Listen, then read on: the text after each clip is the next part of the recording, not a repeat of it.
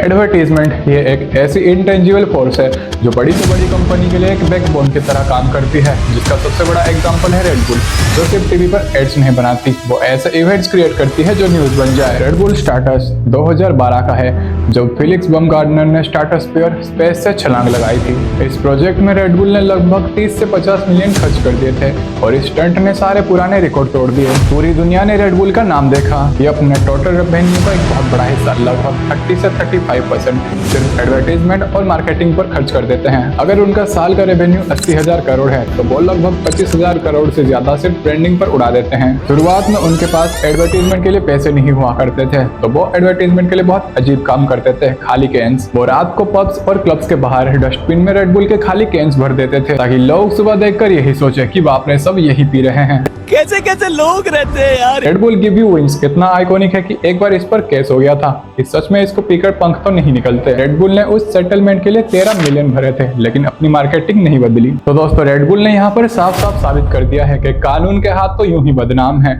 असल में बड़े तो एडवर्टीजमेंट के हाथ होते हैं किसी भी कंपनी को एक पहचान दिलाने के लिए। पर क्या हो अगर मैं कहूँ कि एक कंपनी है जो इंडिया में रेड बुल की तरह मार्केटिंग स्ट्रेटेजी यूज करके अपनी पहचान बनाना चाहती है, तो दूसरी तरफ एक कंपनी है जो कभी एडवर्टीजमेंट पर इतना पैसा खर्च नहीं करती। सुनकर क्या लग रहा है, कौन सी कंपनी अच्छा प्रॉफिट जनरेट कर रही होगी? ऑब्वियस सी बात है, सबको यही लग रहा होगा पहली वाली कंपनी, लेकिन है ठीक उसका उल्टा, क्योंकि पहली वाली कंपनी अभी इंडिया में नहीं है। और यूं ही नहीं कहते, India is not for beginner. ये भगवान क्या जुल्म है, सारा काम करूं मैं, खाए वो।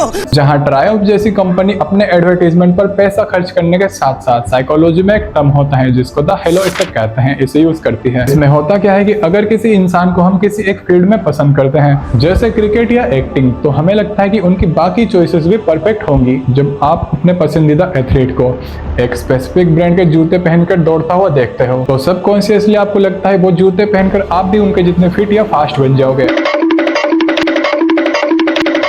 हम उस सेलिब्रिटी की लाइफ की एक छोटा सा हिस्सा खरीदने की कोशिश करते हैं, जिस वजह से ट्रायम्फ जेम्स बॉन्ड के जैसे कैरेक्टर के हाथों में अपनी बाइक को दिखाती है। जैसे 4 साल पहले नो टाइम टू डाई कैमलर 1200 और टाइगर 900 को चलाते हुए दिखाया था, जो उनके ब्रांडिंग को कूल और हाई परफॉर्मेंस बनाता है। एक ट्रेलर में बाइक को दिखाने का मतलब है बिलियंस ऑफ व्यूज, जिससे हर देश में उनको अलग अलग मार्केटिंग करने की जरूरत नहीं पड़ती। और सिर्फ यही नहीं, इस टाइम पर जब दुनिया भर के मार्वल के करोड़ों फैंस एवेंजर्स डूम्सडे का बेसब्री से इंतजार कर रहे हैं, उस टाइम पर इन्होंने डूम्सडे के ट्रेलर में स्टीव रोजर्स कैप्टन अमेरिका के हाथों में अपनी बाइक को दिखाया है। जब कैप्टन अमेरिका या जेम्स बॉन्ड जैसा कैरेक्टर बाइक चलाता है, तो हमारा दिमाग उसे एड की तरह फिल्टर नहीं करता, हम उसको उस कैरेक्टर के पर्सनैलिटी का हिस्सा मान लेते हैं। साइकोलॉजी, इससे हमें लगता है कि ये बाइक सिर्फ एक मशीन नहीं, ये हीरोइज्म और ब्रेवरी का सिंबल है। जब एवेंजर्स जैसी मूवी में बाइक दिखती है तो ब्रांड का मैसेज सिंपल होता है, अगर ये कैप्टन अमेरिका के लिए काफी है तो ये तुम्हारे लिए भी बेस्ट है। ये दिमाग के उस हिस्से को हिट करता है जो आइडेंटिटी से जुदा है। लोग सिर्फ बाइक नहीं खरीदते, वो उस सुपर ह्यूमन वाली फीलिंग का एक हिस्सा खरीदने की कोशिश करते हैं। जहाँ एक तरफ ट्रायम्फ है अपनी इतनी तगड़ी मार्केटिंग स्ट्रेटेजी के साथ, तो दूसरी तरफ है रॉयल एनफील्ड, जो कभी एड्स पर इतना पैसा खर्च नहीं करती। आप लोगों ने नोटिस किया होगा, वो टीवी पर एड बहुत ही कम या ना के बराबर ही डालते हैं। ऊपर से बजाज जैसी कंपनी अपनी बाइक की एड में इनको हाथी बता देती है। कसम से मैं मजाक नहीं कर रहा, इनकी एक एड में इन्होंने खुल्लम खुल्ला बेइज्जती मार रखी है रॉयल एनफील्ड की, जिसमें वो पहाड़ पर जंगल वाले रास्तों में घुमावदार वाले सड़कों पर कुछ हाथियों के झुंड को चलता हुआ दिखाते हैं और बैकग्राउंड में रॉयल एनफील्ड के एग्जॉस्ट का धक धक वाला साउंड चला देते हैं, जबकि 50-50 मील दूर तक एक रॉयल एनफील्ड बुलेट का नामो निशान तक नहीं था। बेसिकली ये उन हाथियों को रॉयल एनफील्ड बुलेट बता रहे थे और दिखा रहे थे घुमावदार वाले रास्तों पर हाथियों को कैसे परेशानी होती है, यानी रॉयल एनफील्ड को। और तभी उनके बजाज की बाइक्स आती है और तेजी से आगे निकल जाती है। फिर बैकग्राउंड में एक वॉइस आता है कि हाथी मत पालो। पर वो बात अलग है, बजाज की वो बाइक आजकल खुद सड़कों पर इतना देखने को नहीं मिलती। असल में बजाज की उस बाइक ने गड्ढा खोदा था रॉयल एनफील्ड के लिए, लेकिन आज उस गड्ढे के अंदर वो खुद दिख रही है। तो दोस्तों, यहाँ पर सबसे बड़ा सवाल उठता है कि रॉयल एनफील्ड ना तो कभी टीवी एड्स पर इतना पैसा खर्च करती है, और ऊपर से ट्रायम्फ जैसी ब्रांड इनके टक्कर में सामने खड़ी है, जिसमें कोई शक नहीं कि परफॉर्मेंस के मामले में ट्रायम्फ इनसे बेहतर है, क्योंकि वो world class finishing and liquid cooling system के साथ आती है। ऊपर से ये कॉर्नरिंग मशीन भी कहलाती है, क्योंकि जब इसको आप साफ टर्न पर झुकाओगे तब ये पटरी पर चलने वाले ट्रेन के जैसी ग्रिप देती है। ट्रायम्फ दुनिया की सबसे बड़ी मोटरसाइकिल रेसिंग MotoGP 2 का हिस्सा है। इसके लिए वो ऑफिशियली इंजन सप्लाई करती है, और वही रेसिंग वाली इंजीनियरिंग और दिमाग वो अपने बाइक से स्पीड 400 को बनाने के लिए यूज करती है। इसीलिए जब तुम ट्रायम्फ चलाते हो तो तुम सड़क पर दौड़ने वाली सिर्फ एक गाड़ी नहीं चलाते, तुम्हारे पास रेसिंग ट्रैक का DNA होता है। लेकिन फिर भी ऐसा क्यों है, जहाँ ट्रायम्फ ट्रायम्फ महीने में 4 से 5 हजार बाइक ही बेच पा रही है। वहीं रॉयल एनफील्ड सिर्फ पिछले महीने की ही बात करी जाए अगर 1,13,000 बाइक्स बेची है, जो कि ट्रायम्फ से 27 से 28 गुना ज्यादा है। इसकी सबसे बड़ी और पहली वजह है 90s-50s के शुरुआत में कश्मीर जैसे मुश्किल इलाकों पर पेट्रोलिंग करने के लिए इंडियन आर्मी को एक ऐसी गाड़ी चाहिए थी जो मजबूत हो, खराब रास्तों पर टूटे नहीं और उसका इंजन इतना दमदार हो कि पहाड़ों पर आराम से चढ़ जाए। उस वक्त इंडियन आर्मी के पास कुछ दूसरी ब्रिटिश बाइक्स थी, लेकिन उनमें बहुत खराबी आती थी। फिर 1952 में इंडियन गवर्नमेंट ने रॉयल एनफील्ड बुलेट 350 को टेस्ट किया। आर्मी ऑफिसर्स को बाइक इतनी पसंद आई कि पहले 500 का ऑर्डर दिया और बाद में 700 और मंगवाए। उसके बाद इंडियन आर्मी ने ब्रिटिश के सामने एक ऐसी शर्त रखी जिसकी वजह से आज रॉयल एनफील्ड पूरी तरह से मेड इन इंडिया कहलाती है। आर्मी को लगातार बाइक और उसके पार्ट्स चाहिए थे, इसलिए इन्होंने एक शर्त रखी कि कंपनी को अपनी फैक्ट्री इंडिया में लगानी पड़ेगी ताकि सप्लाई में देरी ना हो। इसीलिए 1955 में चेन्नई में फैक्ट्री खोली गई। पहले जहां पार्ट्स लाकर असेंबल किए जाते थे, यहां 1962 आते तक बाइक पूरी तरह से इंडिया में ही बनने लगी। इसको हम ऐसा भी कह सकते हैं जहां अंग्रेजों ने इंडिया में 200 साल राज करके ना जाने हमसे हमारी कितनी दौलतें लूट ली और बदले में हमने उनकी रॉयल एनफील्ड बुलेट छीन ली। लेकिन ऐसा कहना सही नहीं होगा क्योंकि हमने उनसे पूरे आदर के साथ लिया था। अब वापस आते हैं अपने सवाल पर। जब लोगों ने देखा कि इंडियन आर्मी के लिए बर्फ, पहाड़, रेगिस्तान में जब बाइक पास हो गई, तब लोगों को लगा हमारे सड़कों पर तो ये अमर हो जाएगी। शॉर्ट में कहे तो इंडियन आर्मी ने रॉयल एनफील्ड बुलेट को वीरता और गौरव का सिंबल बना दिया। यही वजह है जब कोई बुलेट चलाता है तब उसका सीना गर्व से चौड़ा हो जाता है और एक अलग ही फील आता है। तो दोस्तों आज के लिए बस इतना ही। वीडियो देखने के लिए थैंक यू।